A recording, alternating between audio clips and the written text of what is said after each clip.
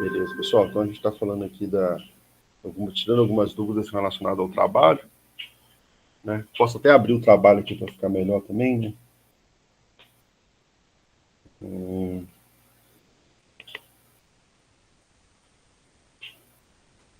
A ideia do empate que vocês estão falando, né?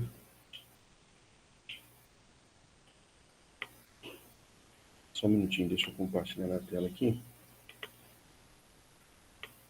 Fica mais fácil da gente conversar.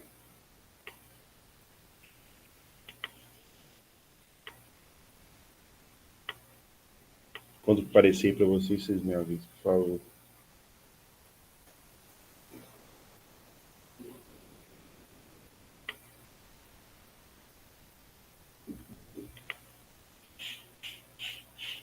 Tá aparecendo já?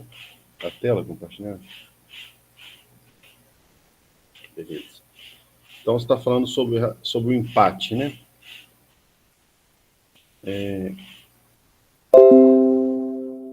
Qual que é a questão aqui? Se alguém lembra, é excluído o jogador poderá apostar no empate dos times em cada partida. Ah, tá. É a questão 4, né? Beleza. Então, o empate, aí você vai ter que mudar do que a gente fez, né? Mudar um pouquinho a interface, porque algumas coisas também, né? Porque além do time escolher um time A ou um time B, ele pode escolher o empate. Aí você pode fazer do tipo, lá a gente está escolhendo o nome do time, né? Então, o código, né? Você pode colocar um código fixo para empate. Do tipo, se ele escolher -1 é empate. Aí você põe lá, se for, por exemplo, o time. A gente fez por código, né? Se vocês não mudaram, pelo que eu me lembro, a gente tinha feito o código. Então, o time, por exemplo, o Ceará é código 2, o Cruzeiro é código 4. Então, um jogador postou no 2, o outro postou no 4. Beleza. Mas se eles quiserem, se algum jogador quisesse apostar no empate, você deixa um código fixo para empate. Do tipo, se ele escolher -1, vou deixar fixo para -1. -1 é empate. Então, um jogador pode escolher para o Cruzeiro, o outro pode escolher para o Ceará, e um terceiro jogador, ou demais jogadores, pode escolher empate. Empate aí ficaria, por exemplo, você escolheu o código -1.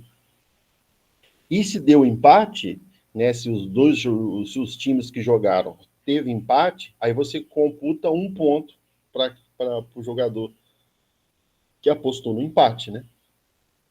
Se ele apostar no que ganhou, ele ganha 3. Se ele apostar no que perdeu, ele ganha 0, né? E se ele apostar que empatou e o jogo realmente ficou empatado, ele ganha 1 ponto. Né? É igual a pontuação que o time ganha, né? Quando empata, o time também ganha 1, né? O jogador também ganha 1. Aí, se ele apostou 10 fichas, vai ficar 10 fichas vezes 1, né? Então, segue a regra da multiplicação lá. Se ele apostar 10 fichas no que ganhou, vai ser 10 vezes 30. Né? 10 vezes, vai ser 30, né? 10 vezes 3. Se ele apostar no que perdeu, ele não ganha nada, fica 0. E se ele apostar no empate, aí vai ser o tanto de ficha que ele apostou, vezes 1, né? Beleza? Deu para entender essa 4? Professor, eu não entendi muito bem como que vai funcionar essa palavra das fichas. Tipo assim, ó, vou explicar como é que eu coloquei no meu código. Sim. No meu código não dá para apostar no empate. O empate ele tá funcionando como se fosse um resultado neutro. Por exemplo, um jogador pode jogar num determinado time e no outro, tá? Nos dois, em um dos dois times. Se ele acertar, ele vai ganhar 3 pontos. Se ele errar, ele não vai ganhar nenhum ponto. Vai ganhar 0 e vai perder a ficha que ele apostou. Porém, se der empate, os dois jogadores recebem 1 ponto e a quantidade de fichas não muda que eles apostaram. Vão receber a mesma quantidade de fichas que eles apostaram. Aí eu queria saber isso. Se eu fosse mudar para apostar no empate, o empate deixaria de ser um resultado neutro. Ele seria tipo um terceiro resultado. Aí eu queria saber como é que vai funcionar. Se o cara apostar no empate e der empate, ele vai ganhar 3 fichas. Eu não entendi muito bem como é que vai funcionar com as fichas e com a pontuação. Não, então, a ficha é o que o cara aposta, né? Ele entra no jogo lá, pelo menos que a gente tinha feito, né? me corrija se eu estiver errado também. O cara começa o jogo. Aí no jogo pergunta quantas fichas você quer apostar nessa partida. Aí o jogador informa, eu quero apostar 10 fichas. Então, das 10 fichas, ele aposta 10 fichas e fala qual time que ele quer apostar. Quero apostar no Ceará, com as 10 fichas. Se o Ceará ganhar, as 10 fichas vezes 3. Então ele vai ganhar 30 pontos. Ele apostou 10 fichas e ganhou 30 pontos. Se perder, ele perdeu as 10 fichas dele, porque ele depois não vai apostar mais, porque ele não tem mais as 10 fichas, e ganhou 0 pontos, porque perdeu. E no caso do empate, ele também poderia apostar agora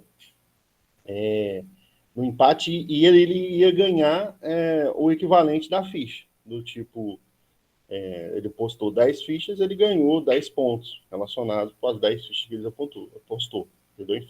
Empate. Ou a gente poderia até mudar também, né? Porque o empate, se você está falando, ser um resultado válido, então a pessoa apostou no empate, ela acertou o placar, né? Então, ele poderia ganhar também uns 3 pontos. Aí fica com o critério, o jeito de ficar mais fácil para vocês aí. Tá? Mas, interessante. professor, só uma Sim. pergunta, tipo assim, eu posso deixar do jeito que tá o meu código, porque eu já implementei a parada, tipo assim, o empate não dá para apostar no empate, mas o empate ele funciona como resultado neutro. Tipo assim, se der empate, a quantidade de fichas não muda. Os caras apostaram, eles não vão ganhar a ficha nem perder ficha. E vai acrescentar em um na pontuação. Eu usei essa mecânica para o empate, porque eu não entendi muito bem como que funcionaria essa questão dos pontos e das fichas do empate. Não, tudo bem, pode ser. A regra do jogo em si é só para a gente ter alguma coisa para a gente implementar, para usar recursos que a gente aprendeu, né? Mas se você já tem implementado, se vocês quiserem manter assim, tudo bem, pode ser. Desde que o importante é o código estar feito e você entender o código e conseguir explicar ele, né? Agora, se uma regra ou outra mudar um pouquinho, não tem problema, eu não vejo problema não, né? Porque, entenda, o trabalho não é exatamente seguir a especificação a rigor, como se fosse um cliente pedindo alguma coisa. Né? Aqui, o nosso intuito é realmente lidar com as coisas que a gente aprendeu e exercitar elas, né? O código, que é as coisas que a gente aprendeu. Então, mudar um pouquinho, como você já tem implementado aí, não tem problema não. Pode ser só isso, se explica na hora de apresentar que o jeito que você fez, né? O empate eu considerei isso, aí aqui que faz tal coisa, né? Beleza? Sem problema. Agora, quem quiser implementar, igual o João está falando aí, né? Pode considerar o empate como um resultado válido, né? Não sei se vocês já participaram desses bolões online aí. O empate, se você apostar no empate, você ganha o total de pontos também. E se o time ficar com empate, né? Realmente empatar, você ganha o total de pontos, né? Então, no caso, teria que multiplicar as fichas por 3 também, né? Que o 3 é o total nosso, né? Quando acerta. Então, poderia implementar desse jeito, né? O empate também ser um resultado válido e multiplica a ficha postada por 3, porque o cara acertou, né? Quando acerta, multiplica por 3, né? Então, pode fazer assim.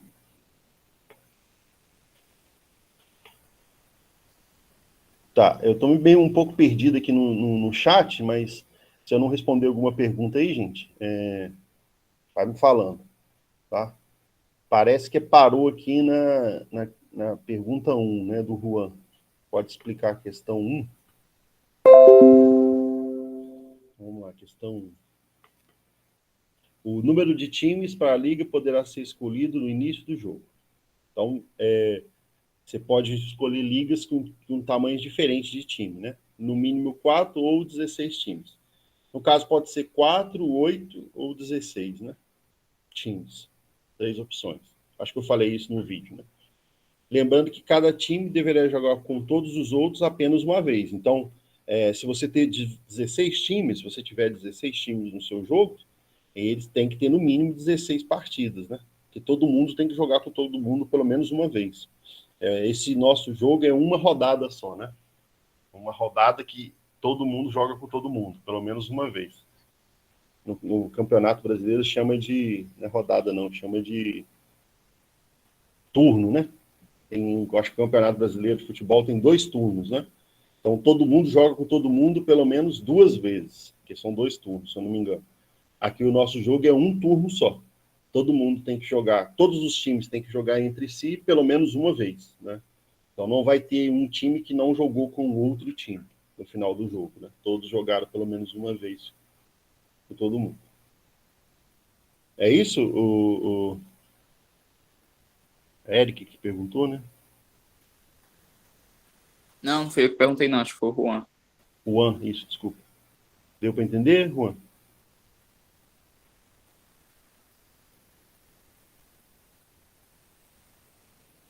Foi o Juan mesmo. Todos os times jogam com os demais pelo menos uma vez.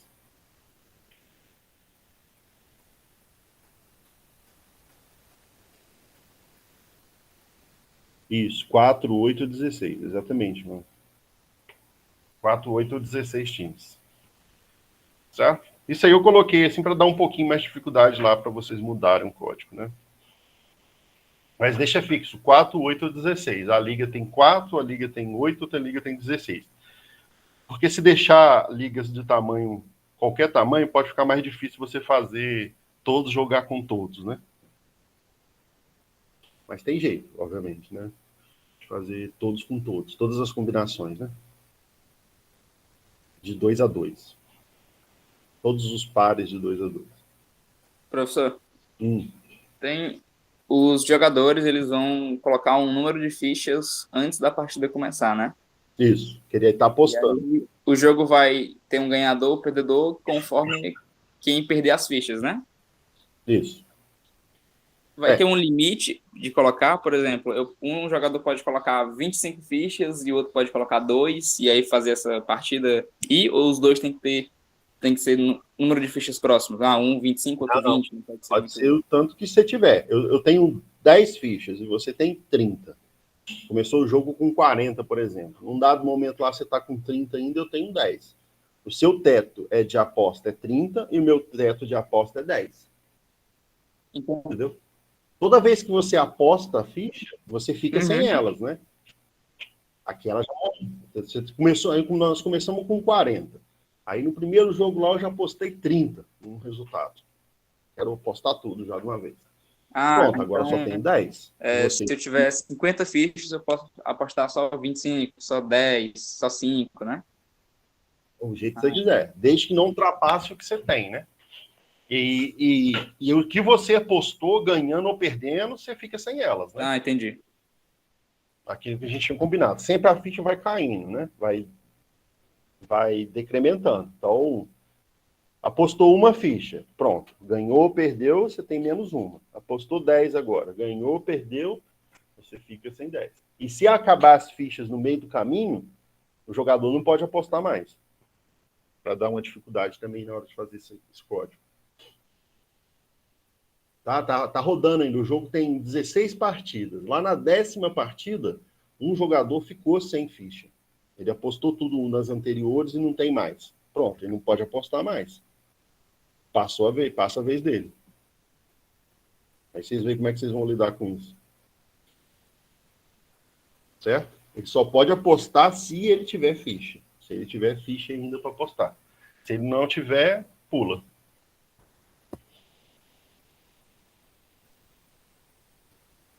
Certo? Aí vocês podem implementar também. Ninguém mais tem ficha. Aí o jogo pode chegar no final, mas ninguém aposta mais nada, né?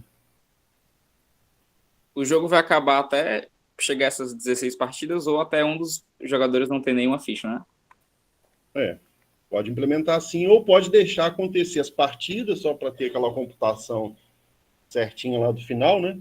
Tem 16 times, então teve 16 partidas, mas as apostas foram até, sei lá, a 10ª partida. Tá bom. Beleza? Isso aí é para vocês trabalhar um pouquinho com a lógica de dentro da coisa que eu fiz, né? É interessante vocês mudarem o que eu fiz. Assim, que a gente já fez nas aulas, né? Então, algumas partes tem que mudar por causa disso. O jogo pode acabar antes, o jogo pode ficar sem jogador sem apostar, esse tipo de coisa. Assim, de novo, tá, gente? O importante é que você saiba o que foi feito já, consiga explicar e consiga implementar alguma coisa do que está aqui embaixo, né? Ah, professor, não implementei tudo, não vou entregar o trabalho. Não faça isso, né? Uma coisa ou outra que você não implementar, não tem problema. Você pode até ganhar o total de pontos, mesmo não implementando tudo aqui, né? Isso aqui eu coloquei coisas para forçar vocês fazerem determinadas modificações no jogo, para ver se vocês me aprenderam mesmo o código, né? Mas se ficar faltando uma coisa ou outra e eu ver que você aprendeu, é total, não tem problema não. Inácio, poderia olhar a 7? 7, está aqui. Porque, tipo, se for mostrar D, E, F, fica muita informação. D, E, F. Não, pode mostrar, não tem problema não, Inácio. Pode colocar lá no terminal, um após o outro, não tem problema ser. O terminal, às vezes, não cabe tudo, né? Aí você põe tudo na mesma linha.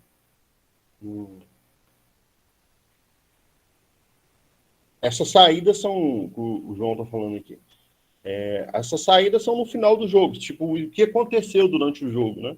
Aí você vai listar essas coisas, né? Listar no terminal. Tabelinha fica difícil, né? Porque aqui a gente é no terminal, né? Então pode ser listar como texto mesmo. A informação dá um print lá na tela como texto. Pode imprimir lá, por exemplo, letra A, número de partidas. Aí você mostra partida 1, partida 2, partida 3, pode ser tudo na mesma linha. Lista com código, nome, pontuação do final dos times. Aí você vai lá, time Cruzeiro, ficou com o código dele é o número, o código 1, nome é Cruzeiro, a pontuação final 30 pontos. Ceará, código 2, pontuação 50 pontos. Assim vai. Só para forçar vocês a trabalharem com os arrays lists, né, no meio do caminho, as estruturas de coleção, né? No meio do jogo você tem que computar essas coisas, senão você não vai ter no final a resposta. E tem que mostrar no final, né? Então não é à medida que o jogo vai acontecendo. Então você não pode imprimir, pode imprimir assim ao longo que acontece. Você tem que guardar mesmo, que aí quando acabar tudo, você vai lá e imprime, né? Imprime o resultado dessas coisas. Certo? Pode imprimir do jeito que vocês acharem melhor, do jeito que vocês quiserem, né? Eu acho que tabela, coisa é mais difícil mesmo, né? Que é terminal e tal. Depois, quando a gente vai aprendendo a lidar com arquivo, nas próximas aulas, a gente vai aprender a mexer com arquivo. Abrir um arquivo do computador, ler ele, escrever nele, aí fica mais fácil de fazer essas coisas, né? O arquivo cabe lá muita informação. O terminal, ele chega uma hora que ele não mostra o espaço que ele mostra de informação é pequeno, né? Chegou a hora que as coisas estão mais para cima, ele não mostra mais. Mas aqui é só para a gente aprender mesmo as coisas de desenvolvimento, então não tem esse problema não. Se por acaso faltar espaço, não tem problema não. Mesmo porque eu também não vou executar o seu código, né? Eu vou ver depois ele, só o código mesmo, sem compilar. Eu olho o código, então, se não estiver imprimindo no terminal, para mim vai estar imprimindo que eu vou ver onde que imprime, né? Então, não faz diferença. Beleza? E de novo, professor, não consegui fazer a 7, letra F. Não consegui. Eu não vou entregar o trabalho porque eu não fiz tudo. Não, entregue o trabalho. Né? Não deixe de entregar por conta de uma questão ou outra que você não tenha feito. Né? O importante é você trabalhar com esses conceitos aí. Né?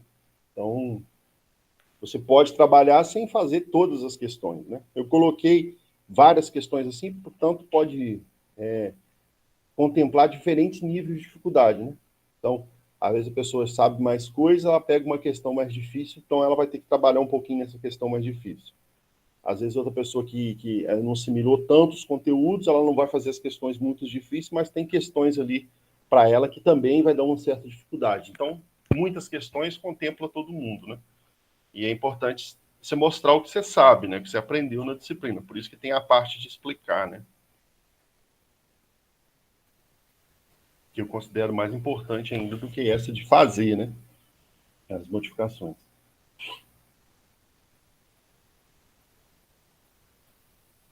Beleza, gente? Vou voltar para o chat aqui. Deixa eu ver se tem mais alguma coisa. Tem mais alguma questão aí, gente? Não precisa ser feita?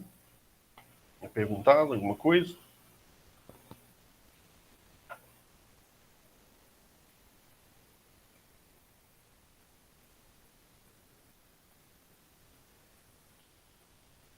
Assim, qual que eu acho um processo para vocês fazerem esse trabalho? Primeiro, assim, um jeito de lidar com essa prova. Ou uma primeira forma. Assista os vídeos e vá fazendo junto no código, sem pegar o código da aula. Não faz o download do código, não. Vai escrevendo, vai pausando o vídeo e vai escrevendo junto, porque aí você vai aprendendo junto, né? Então, para o vídeo e faz. Para o vídeo vai fazendo pedacinho, pedacinho, né? Se as modificações do trabalho você pode fazer à medida que já tiver sendo feito o código lá no vídeo, você pode fazer isso. Ou você pode também fazer o código do jeito que está o vídeo, né? Acompanhando o vídeo do início ao fim, e depois modificar algumas partes. É outro jeito, né? Uma terceira forma é não ver o vídeo e tentar fazer o código, olhar o código e entender. Né? Mas aí você tem que tomar cuidado para você não pular coisas. E depois, se você tiver algum pedaço que você não entendeu, vá lá no vídeo, consulte para ver se você, com o vídeo, te ajuda. Tá? E aí você deixa para fazer as modificações depois. Eu sempre aconselho, em qualquer jeito que vocês forem fazer, estudar, ou que já estejam fazendo, é deixar para fazer as modificações depois que você entendeu o que já tem pronto, tá? Porque você tentar modificar em cima de uma coisa que você não viu funcionando ainda, pode ser que fique difícil para você entender, né? Não adianta só fazer, você tem que entender. Então, deixa para fazer a modificação depois. E aí você pode consultar o vídeo, consultar o código lá do jeito que era antigo, né? É interessante você também ter 2 projetos aí no seu Eclipse, um com código antigo para consulta e outro código novo. Você não modifica no mesmo lugar, não, porque aí você pode perder, né? Agora não está funcionando. Como é que era mesmo que era feito, que estava feito? Então você volta, você tem alguma coisa para você consultar para ficar fácil de você lidar, né? Pode ser uma alternativa.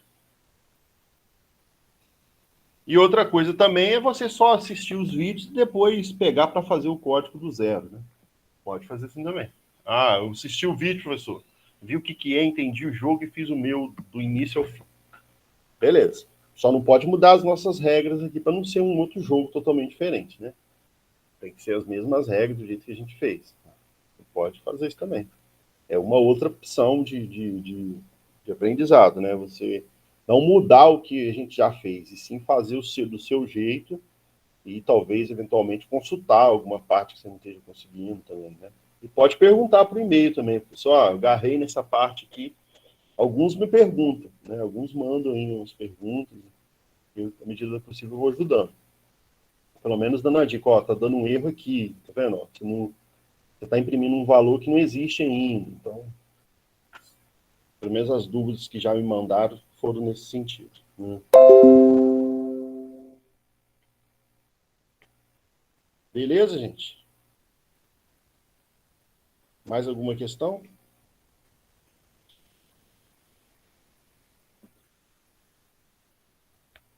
Se alguém quiser mostrar alguma coisa, algum código que você esteja fazendo que não está dando, pode mostrar aqui na aula, também pode mandar por e-mail, né? Se a pessoa não quer mostrar aqui na aula, pode mostrar, pode mandar por e-mail, pode perguntar se caso tiver dúvida. Mais alguma questão aqui que esteja dando dúvida? Ou algum processo que vocês não estejam entendendo?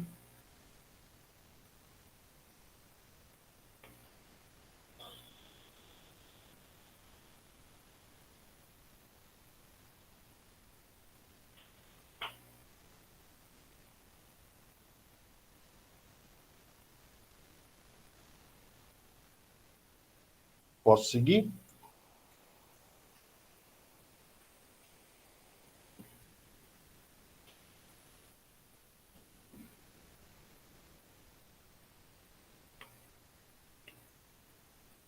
Vocês me escutam, pessoal?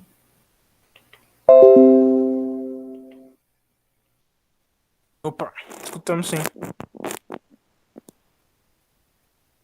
Beleza, então tem mais alguma coisa que vocês queiram perguntar, ou sobre o código, ou sobre alguma etapa do trabalho, algum processo?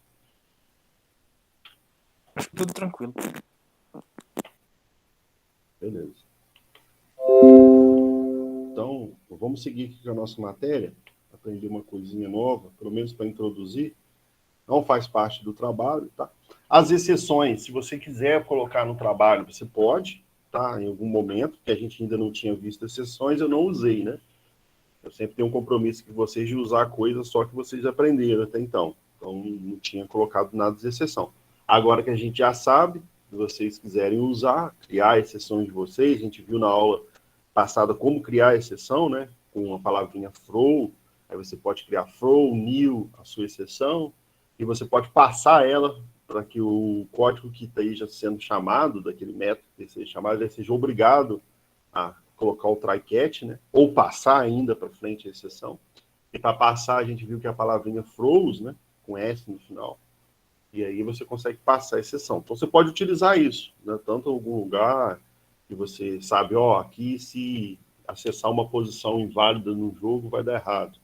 Ou, por exemplo, eu estou esperando colocar uma letra A. Se a pessoa coloca um número, vai dar errado e vai fechar meu programa. Então, vou colocar um tratamento de exceção aqui, porque são 16 times, no 16º, a pessoa colocou um número no meio, não colocou alguma coisa que você estava esperando. No lugar de um código, colocou uma letra, vai dar uma exceção e vai fechar tudo, para não fechar tudo, né? Aí você pode tratar isso e deixar a pessoa escrever certo, né? Enquanto estiver errado, escrever certo.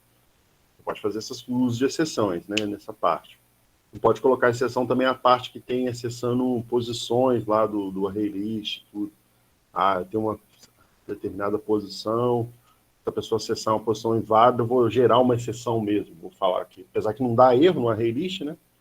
Ele vai falar que não tem, mas eu posso colocar uma posição aqui para mostrar aqui, com alguma exceção para poder falar que aquela posição não existe dentro do array list. Então, você pode usar essa matéria nova de exceção em onde você quiser, né?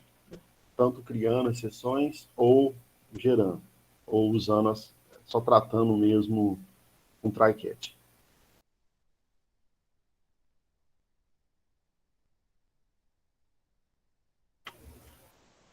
Beleza, gente? Então eu vou mostrar aqui um iniciar, não vou estender muito, mas eu vou iniciar aqui. Como não tem pergunta, eu passo já para a matéria nova. É uma coisa importante, pelo menos para a gente introduzir aqui.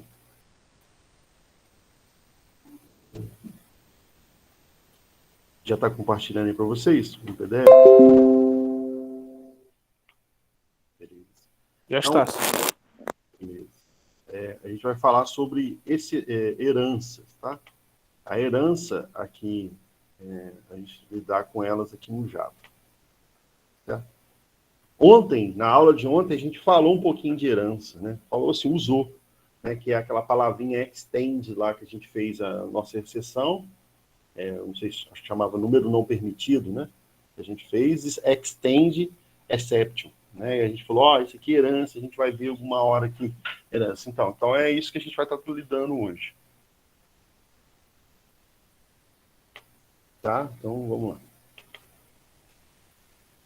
A herança é um ponto-chave da programação orientada a objetos. É um recurso da orientação a objetos que deve ser estudado e deve ser usado, né? Existe uma cautela, a gente vai ver aí nas próximas aulas no uso de herança, mas é um recurso muito importante, principalmente em termos de reusar código. Às vezes a gente não precisa ficar escrevendo o mesmo código toda hora. A gente tem uma forma de reutilizar ele na nossa aplicação. Tá? Então, a herança permite esse reuso de código. A gente vai ver que o jeito que ela organiza o código, a gente escreve uma vez só um determinado código. Eu tenho lá um validador de CPF. Eu tenho um validador de CPF no meu cliente, na classe cliente, e tenho um validador de CPF na classe funcionário. Mas é o mesmo validador de CPF. Porque tanto o cliente como o funcionário tem um atributo CPF, né? Então, para que eu vou validar os dois e colocar o mesmo método que valida novamente no cliente e novamente no funcionário? Ou até mesmo, por que eu preciso colocar dentro do cliente o atributo CPF e dentro do funcionário um atributo CPF? É comum dos dois? Por que eu não tenho um jeito de organizar isso melhor? Ou seja, em vez de ficar replicando, eu faço com que ele herde, né? Com essa ideia da herança aqui. Ele vai herdar coisas, não vai mais ficar fazendo... As classes não vão precisar ficar fazendo modificações constantes, né? Ela vai poder herdar de outras. Em Java, nas linguagens orientadas a objeto, a classe ela sempre tem um pai. Mesmo que a gente não coloque nada, não coloque a palavrinha extend lá, né, que é para indicar que é uma herança, ela já herda de uma classe, né? Ela já tem um pai. No caso do Java, é o object. O object é a classe pai do Java. Então, mesmo que eu não coloque a palavrinha extend, se eu escrever uma classe simples, ela já tem um pai, que é o object. Por isso que a gente vê coisas lá dentro da classe antes da gente realmente escrever código, né? Já tem a possibilidade de usar. A gente já tem a possibilidade de usar o toString, são de métodos já prontos, porque esses métodos estão dentro da classe object, tá? Eu já vou entender como é que funciona bem essa herança.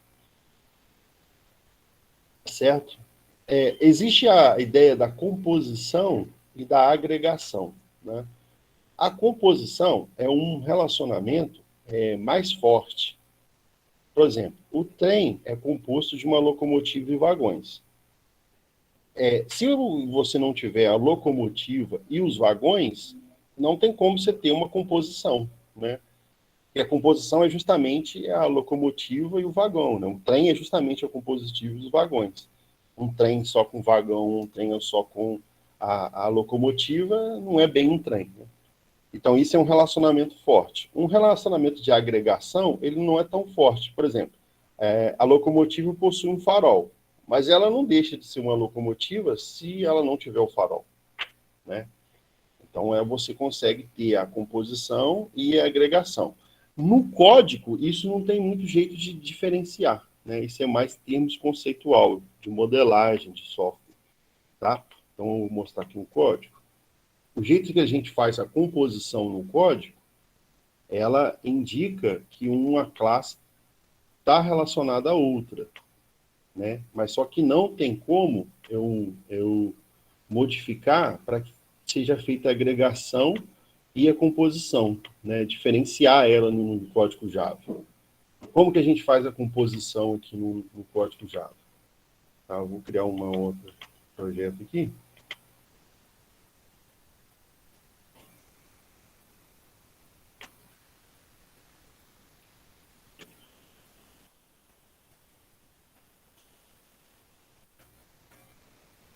Então, aqui eu vou criar uma classe, só para a gente ver. Eu vou criar aqui a classe carro.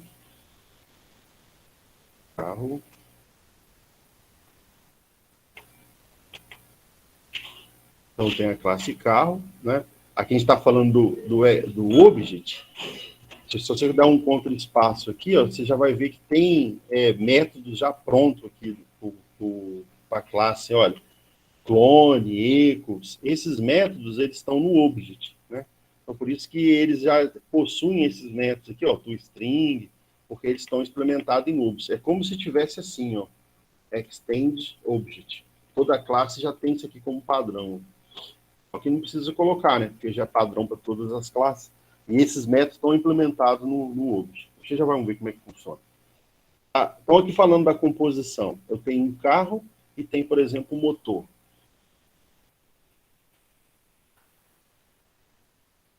Tá? E vou falar que o carro possui um motor. Então, aqui dentro do carro, eu vou colocar uma classe, um atributo motor. Qual que é o tipo? O tipo, eu vou falar que ele é privado. Ó, motor é o tipo, eu vou chamar de motor.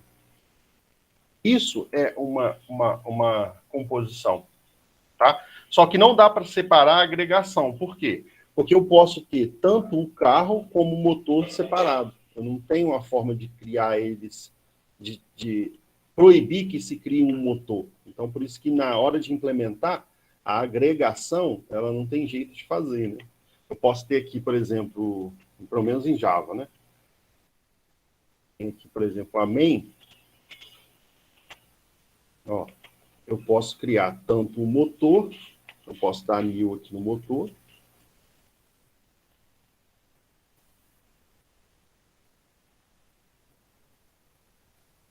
como eu posso dar new no carro. Olha, não vai dar erro por conta disso. Né? Então, de certa forma, isso em Java não se implementa. A agregação é a composição, né? Eu posso ter tanto o motor quanto o carro. E a composição está sendo feita aqui entre o carro e o motor. Para eu definir o carro, eu preciso de uma outra classe que é o motor, o objeto motor. Então, aqui vai ter aqui, nesse carro, um motor, né? Quando eu tiver aqui o construtor desse carro, eu posso já até definir aqui anunciar aquele motor ali, né? Então, aqui eu tenho um construtor, eu já posso fazer assim, ó. X motor igual a new motor. Já vai criar o objeto, né? Então, isso é uma composição, tá? Compondo um. E também uma agregação, porque não tem como a gente separar aqui, né? A parte do... Então, deixa eu só compartilhar aqui de novo.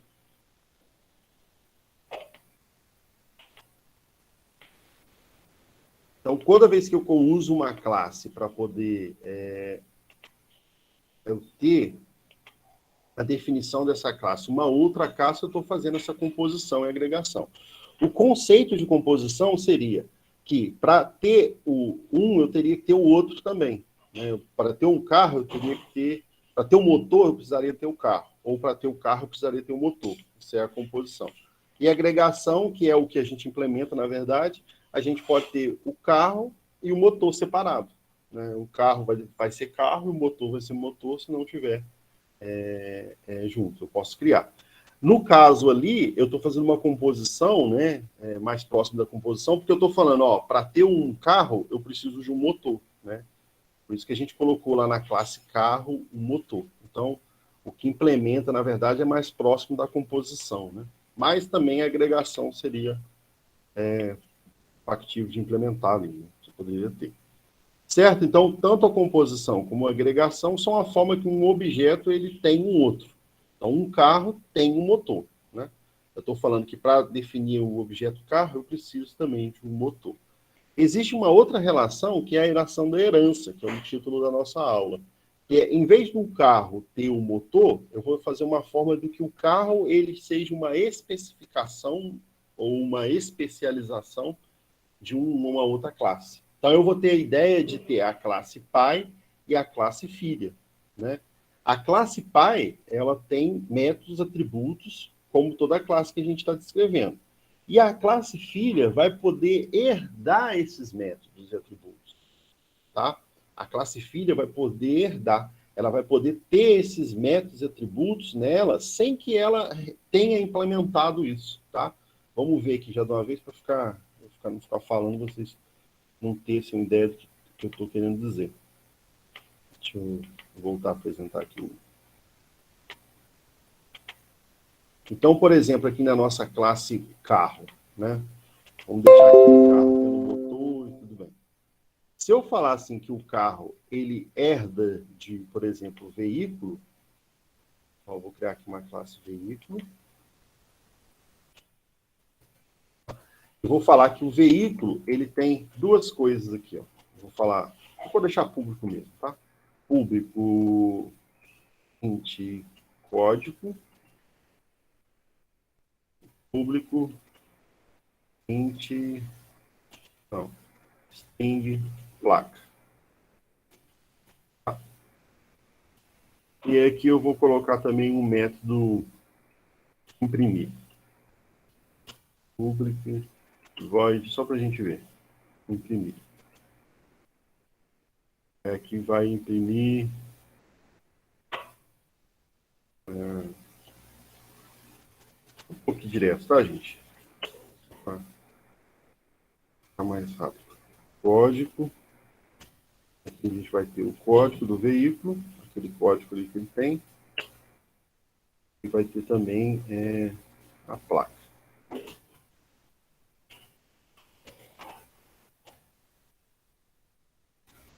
Está imprimindo o código e a placa. Se a gente fazer esse aqui, ó, a gente vai ver que o nosso carro, ele não tem a placa e o código, né? Mas eu vou falar que ele é uma classe filha do veículo. Olha. E olha o que eu posso fazer agora. Repare que o carro não tem nem código nem placa. Mas se eu vier aqui, ó, na main, onde está tendo o nosso carro, deixa eu botar aqui, ó. Se eu vier isso aqui, eu posso fazer assim, ó.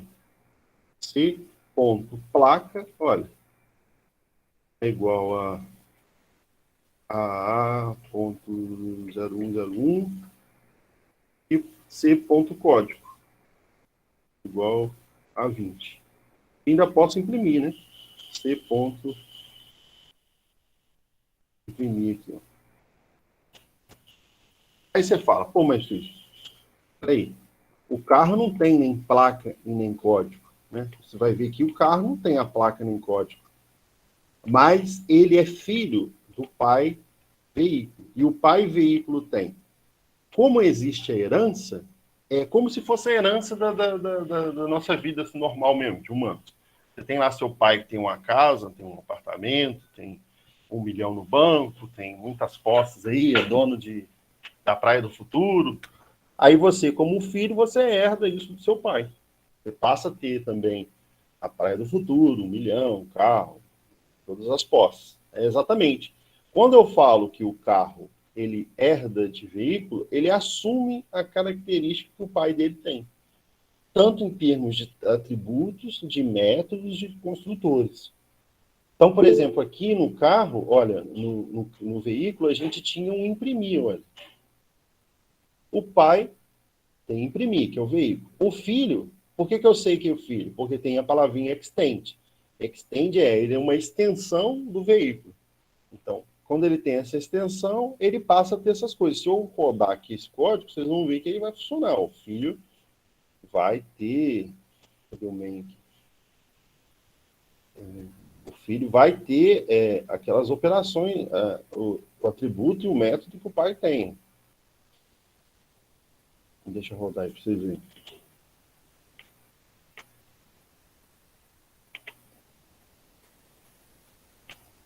Ó, olha lá, o código 20 a placa A, né? Então você vê que está herdando, o carro está herdando do pai dele, que é o veículo. Pode perguntar, Eric. Levantou a mão? Professor, no desenvolvimento de código, quando vai fazer um projeto e vai usar, fazer programação orientada a objetos, qual é a utilidade da herança? Tipo, como é que a gente vai usar isso num código? Ó, Qual seria a utilidade dele? Sim, vou te ser sincero. É quase impossível fazer um código sem usar herança. Todas as vezes que a gente está fazendo um código, a gente acaba usando. É claro que tem que ter muito cuidado para o uso dela. Tem umas situações que a gente vai ver ao longo das aulas que não pode ser usado. Hoje a gente está só Era introduzindo. isso que eu queria saber, quando é que no código a gente usaria a herança e para quê? E por que que não usaria outra coisa e ao invés de usar a herança? Tá. Vou te dar outro exemplo aqui então, porque herança 2. A gente usa para poder não ficar reescrevendo o código novamente. Vou dar aqui herança 2. Ó, vamos supor que eu tenho aqui, eu estou fazendo algum sisteminha de informação que tenha cadastros de pessoas, tenha, por exemplo, meu cliente, tenha funcionários, tá? Eu criei como se fosse pacote. Ó, vou criar aqui uma classe. Uma classe cliente e funcionário. Então aqui, cliente já vai ver, ó, cliente e uma classe funcionário.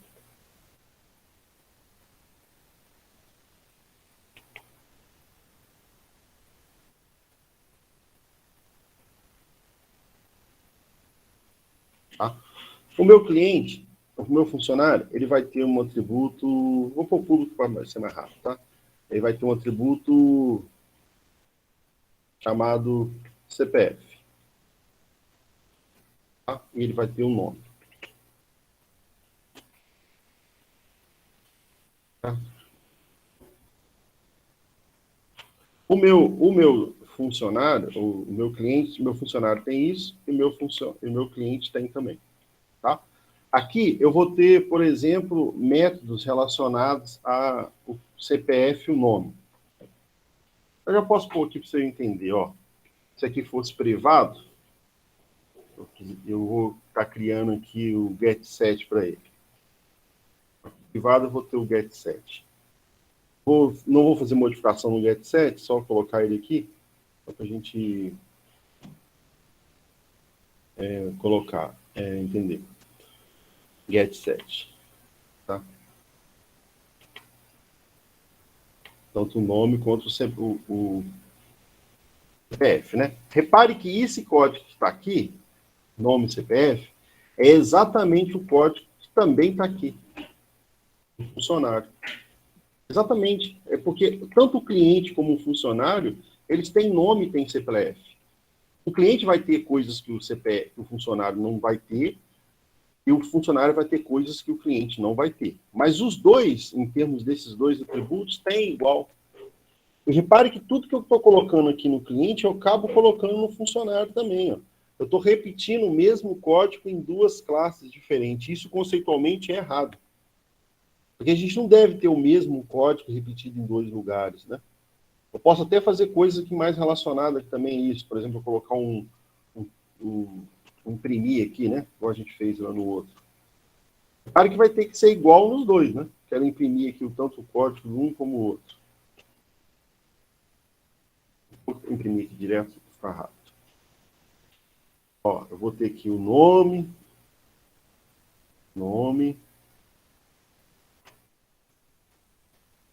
Eu vou ter também o CPF.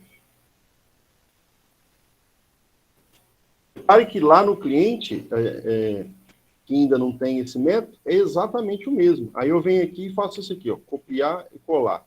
Isso é ruim aqui para o código. Eu não devo ficar dando esses Ctrl+C, Ctrl+V, copiando e colando. Tem um jeito de melhor fazer isso. Qual é o jeito melhor de fazer isso? E repare que agora eu estou colocando só dois atributos, mas daqui a pouco vai ter uma porção de atributos e métodos que pode ser igual para os dois, tanto para o cliente como para o funcionário. E ainda poderia ter um terceiro. Por exemplo, eu teria que também um gerente. Vamos supor que eu tenho um gerente. Aí eu vou vir aqui e vou fazer assim, ó. Ah, não, o gerente também tem isso tudo. O CPF, nome também, o gerente também tem. Também tem um método de imprimir. Então, vai lá no gerente e imprime, coloca tudo. E repare que, olha, se eu quiser modificar agora, fazer uma validação no CPF, vamos supor que aqui o 7 a gente viu que deve fazer uma validação, né? Mas não vou fazer aqui não, mas deveria ter uma validação. O que eu vou ter que fazer? Olha a validação do CPF que está aqui, eu teria que colocar ela também aqui no funcionário, né? Eu teria que fazer o mesmo código, repetido. E também dentro do cliente, de novo. Olha que todas as modificações que eu estou fazendo em porção de lugar ao mesmo tempo. Assim, em porção de classes, né? Para poder todo mundo, por exemplo, ter uma validação do CPF. E se agora, por exemplo, eu tenho um novo atributo, a gente precisa de identidade também. Repare que todo mundo, olha, vai ter que ter identidade. Todos os outros atributos vão ter que ter. Todas as outras classes. Aí eu vou ter que pegar o código da identidade e colocar tanto em funcionário, tanto em cliente também. Isso é errado, porque mas se eu tivesse 10 classes aqui diferentes, eu tenho que ficar repetindo as coisas de novo, sendo que essas coisas, elas são comuns, não são? Se eu estiver tratando como pessoas aqui, o gerente, o funcionário, o cliente, eles têm a mesma coisa. Eles têm o CPF, o nome e identidade. Então, eu posso usar o recurso da herança. Eu venho aqui e faço o seguinte, ó. Em vez de eu ficar repetindo o código e tomando o risco, podendo correr o risco de esquecer de modificar, por exemplo, eu tenho que fazer a validação do CPF, eu faço no cliente, no funcionário, e não faço no meu aqui no gerente. O gerente não vai ter validação. Posso correr esse risco, né? Muito código, eu posso acabar esquecendo. Então, a herança não vai deixar acontecer isso, porque eu vou criar a classe pessoa e todo esse código que eu estou aqui, que eu estou repetindo de novo, eu venho aqui e faço o seguinte, ó.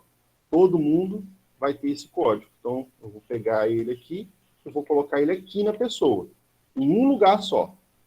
E agora, o gerente, em vez dele ter esses códigos todos aqui, ele não vai ter mais assim.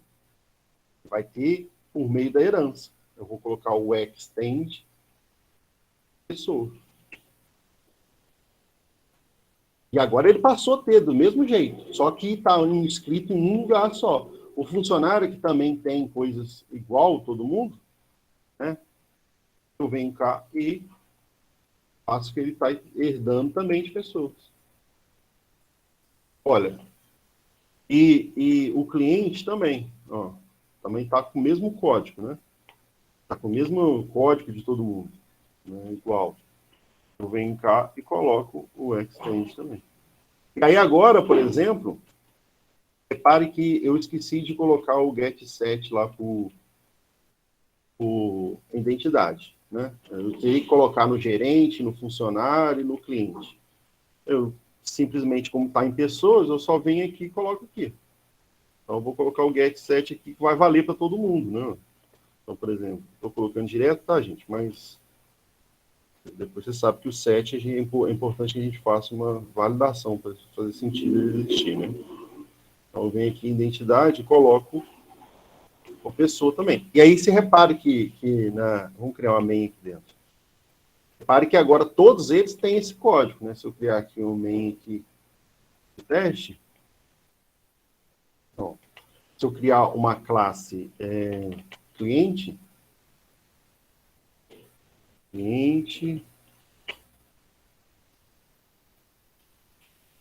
ó, repare que ele vai ter cliente 7, olha lá, ó, ele vai ter o 7 CPF, eu vou poder passar um CPF dele, ele vai ter o 7 cliente.7 nome, olha, nome Ellen, ó, 7 identidade.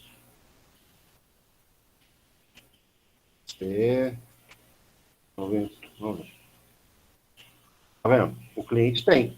E repare que na classe cliente, ó, na classe cliente não tem aqui esse código escrito. Porque que ele está herdando aqui de pessoa, né? A pessoa que tem.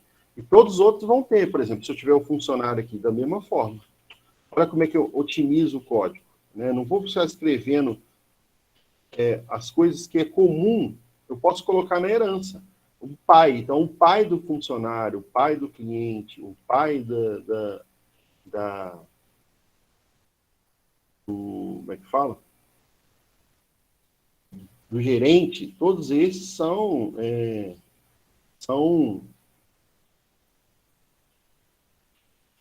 filhos da pessoa, né? Então, Pedro. Já vou chegar a isso. Se tiver algo diferente, né? Aqui eu estou falando na pessoa, eu estou falando que é comum. Então, o que é comum eu coloco no pai. E se o cliente tiver uma coisa que os outros não têm? Beleza, eu venho aqui e coloco nele. Então, ele vai ter o atributo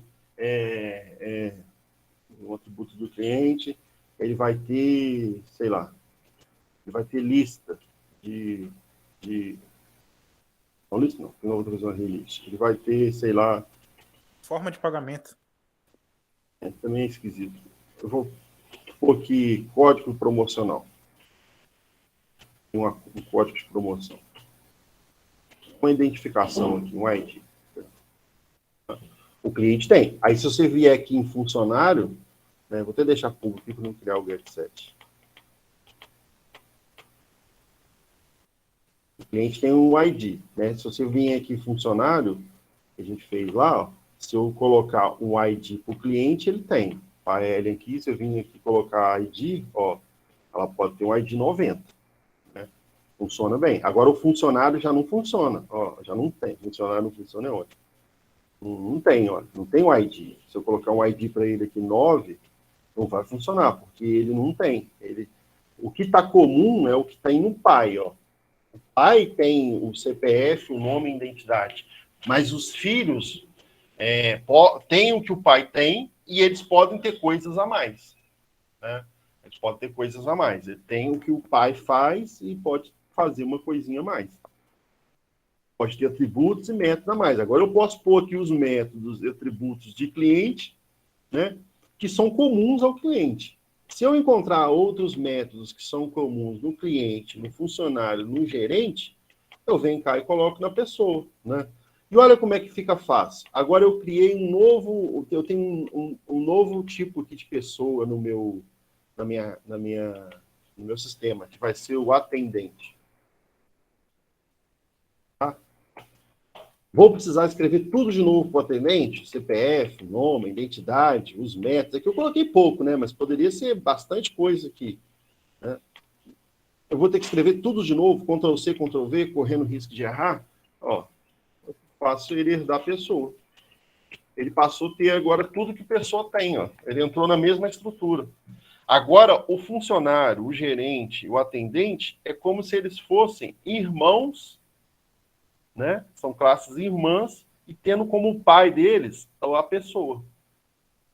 A herança. O que o pai tem, o filho tem também, né? Então, o pai tem um determinado atributo, determinado método, determinado construtor, o filho tem também, tá? Desde que o pai não seja privado no pai, tá? Repare que a pessoa aqui, ó, a pessoa que é o pai de todo mundo, tem o CPF, mas é privado, né? Esse CPF aqui, eu não consigo acessar de fora, porque é privado do pai. Eu estou acessando aqui o Get, o SET, porque eles são públicos, né?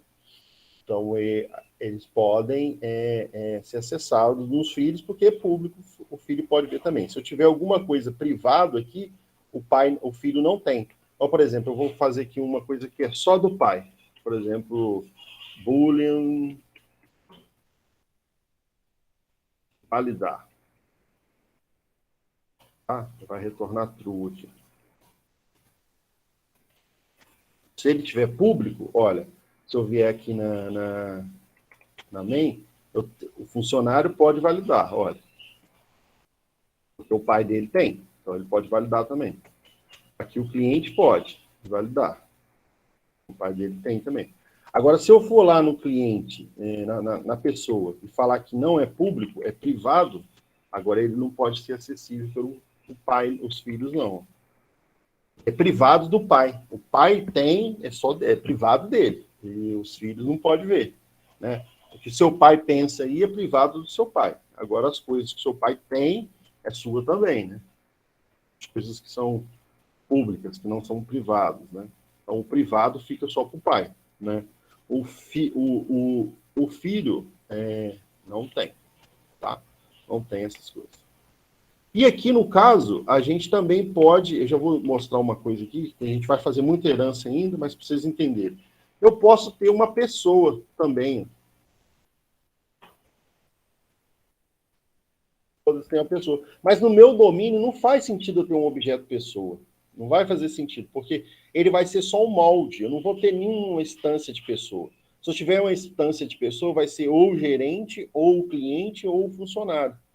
Então, eu não preciso deixar criar uma pessoa. Como que a gente faz isso? Eu venho aqui e falo que essa classe é uma classe abstrata. Então, eu venho aqui e falo abstract class. Agora, lá no main, eu não posso dar mais nenhuma pessoa, olha, porque ela é uma classe abstrata. Eu preciso de uma classe concreta dela. Ela só serve como um conceito. Ela não vou existir um objeto para ela. Quais são os objetos que vai existir? Vai existir o gerente, ele é concreto, né? Ele não é abstrato. Vai existir o atendente, vai existir o funcionário, mas a pessoa em si, ela só está servindo de molde. Ela é uma classe abstrata. Ela não pode ser instanciada, ela não pode virar um objeto. Então, toda a classe abstrata, ela só serve de molde para as classes filhas. O único jeito de usar ela é esse. Eu não posso dar um nil nela lá na classe main, né? Não posso vir cá e pôr um nil. Eu posso pôr o nil nas filhas, que são o gerente, o cliente, o atendente, são todas filhas de pessoa. A pessoa só está servindo de molde. Certo? Então, todas as classes aí, tanto pessoa, tanto gerente, como cliente, como atendente, são classes irmãs, e sendo que o pai delas, a superclasse, é a pessoa. O gerente, o atendente, o cliente é considerado subclasse. Então, a gente tem a ideia da subclasse, que são as classes filhas, e a superclasse, que é as classes pai. O que a subclasse herda da classe pai? O que a filha herda do pai? Os métodos, atributos e construtores, desde que eles não sejam privados. Eles têm que ser público ou protegido. Tá? Privado, ele não pode acessar. O pai é privado do pai, ele é o único dele. Né? Aí, aqui no caso, a gente está acessando o CPF, o nome e a identidade, talvez, do GET7, porque o GET7 é público, ó. É público. Então, por isso que eu consigo aqui na main vir cá e dar um 7 CPF, 7 nome, 7 identidade. Mas eu não vou ter aqui como acessar o direto, né? Não vou ter como acessar. E nem aqui na pessoa eu viesse aqui e acessaria, por exemplo, aqui no gerente, eu viesse aqui e criasse um método,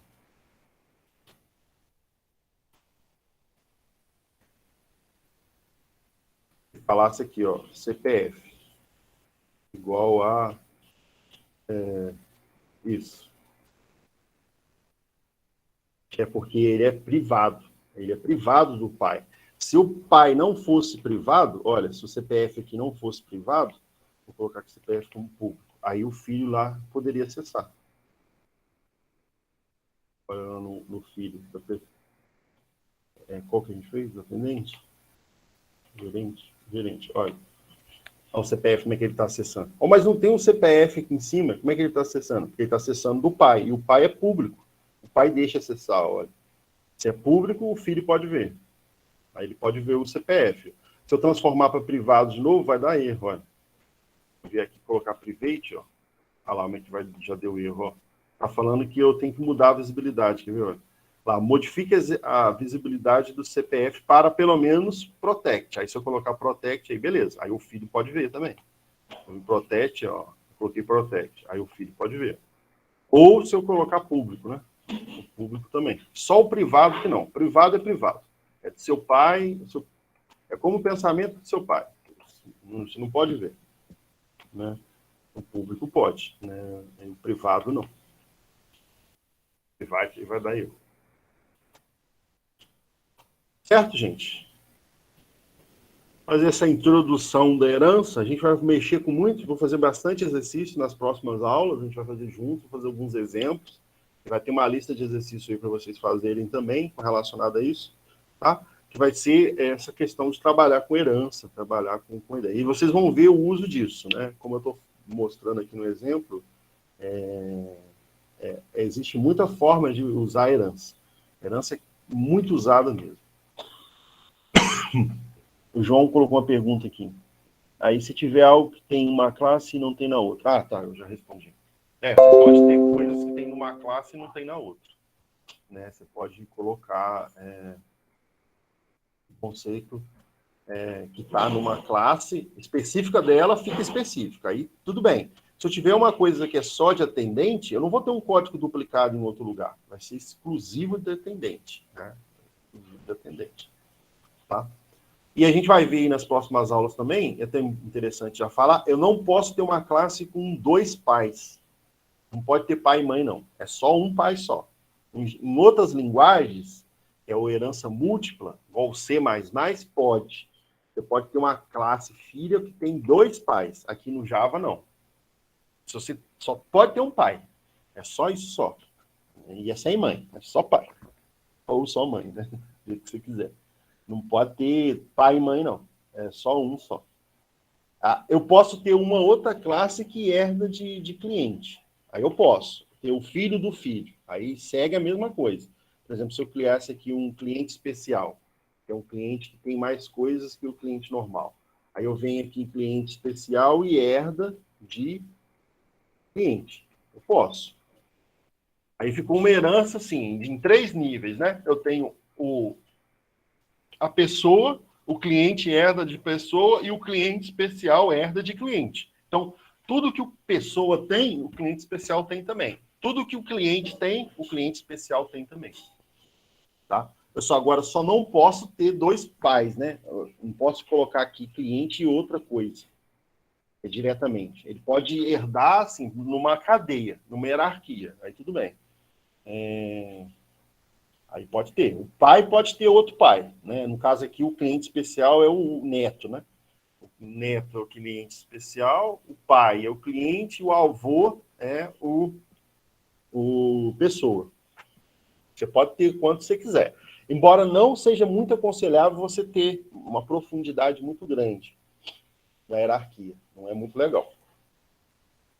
Tá? É mais legal você ter ali poucos níveis porque esse cliente especial já vai pegando, herdando muito código, né? Ele vai herdar o código todo do cliente e vai herdar o código todo de pessoa. Então, se você tiver uma profundidade muito grande, fica complicado de lidar com tanto código assim. Tem muita coisa na classe. Né? Aí o pai pode ter avô, né? Tataravô, bisavô, pode. Mas não é aconselhável ter muita gente na herança. Tá? Se você tiver dúvida na herança, vê como que é a vida real. Né? O pai tem coisas, o filho tem também. O filho do filho tem também o que o filho tem e o avô tinha. Vai passando. Desde que não seja privado. Né? Pode ser protegido ou protege.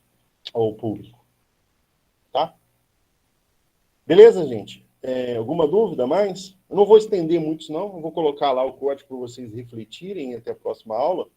Eu não vou dar lista, eu não vou adiantar mais, não, porque eu não quero dar lista agora, nessa aula, para não ter que vocês ficar aí o trabalho e a lista para fazer. Então, adianta o trabalho essa semana, faça o que vocês têm que fazer, e deixe pequenas modificações para as próximas semanas, porque já vai começar a ter lista dos novos conteúdos, né? Que eu vou estar passando. E como cada aula tem um novo conteúdo, senão vão acumular para vocês, tá? Então, nessa semana eu não vou deixar nenhuma lista nova, só deixar a do trabalho para vocês fazerem, tá? Faça o trabalho e pega esse código de herança e brinca um pouquinho com ele. Né? Cria coisas aqui na pessoa, vê o que está acessando lá no filho, na classe do cliente, no cliente especial, tá? Também vou deixar o PDF, né, que eu estava mostrando, tem mais coisas lá, mas a gente acaba discutindo. Beleza, pessoal? Alguma dúvida? Professor, eu ainda tenho uma dúvida. Eu não entendi bem a penúltima parte, antes da herança, que você estava falando do public, protect, do atributo. Não entendi direito. Sim. O filho herda o que o pai tem, né? O filho herda o que o pai tem. Se o filho tiver uma coisa, o pai tem também.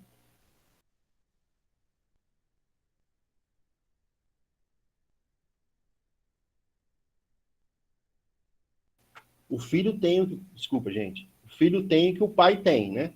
Só que se o pai tiver alguma coisa privado, o filho não pode acessar. O filho não pode acessar o que está privado do pai. Só o que tiver público do pai. Né? O pai tiver, por exemplo, uma classe, um método ou um atributo público, esse método e atributo é visível para o filho. Então, por exemplo, o CPF aqui, olha, dá público, né? Então, o filho, que é gerente, herda de pessoa, né? Ele pode ver o CPF do pai diretamente. Ó. CPF igual a, sei lá, ele pode ver. Ó. Repare que eu não criei um CPF aqui de novo. Eu não vim aqui e falei assim, olha, mesmo se eu tivesse colocado privado aqui, né? Private, string, CPF. Olha. Não sei fazer isso aqui. Ele já tem. Por que ele já tem? Porque está lá no pai dele. O pai dele é pessoa e pessoa tem o CPF público. Né? Agora, se eu quisesse colocar o CPF que não... se eu não quisesse colocar um atributo que não é visível pelos filhos, eu simplesmente vinha aqui e colocaria como privado, igual o nome. Olha, o nome não vai ser acessível aqui. Olha o nome. Se você colocar um nome aqui, João, ó. O nome não é acessível. É por que o CPF pode e o nome não? Porque o CPF está público, então ele pode ser acessível pelos filhos. E o nome está privado. Não pode ser acessível pelos filhos. Né? Se eu tornar aqui o CPF também privado, eu vou agora não permitir que o filho veja. É claro que ele pode acessar por causa do SET, né? Se eu vier aqui acessar, por exemplo, o SET CPF, ele vai poder. Ó. Ele ainda vai ter o atributo, ele só não vai poder acessar. É porque é do pai dele, né? É privado do pai dele. Mas ele tem, ó. Ele tem o CPF dele, ó. Mas é privado do pai. Ele pode acessar simplesmente pelo SET aqui.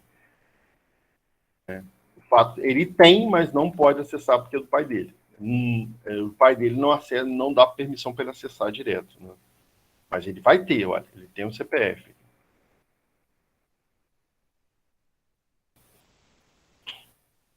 Por isso que quando a gente imprime lá na MEI, a gente consegue imprimir. Ó. Consegue imprimir, porque ele passa a ter essas coisas, mas no caso do acesso que é proibido.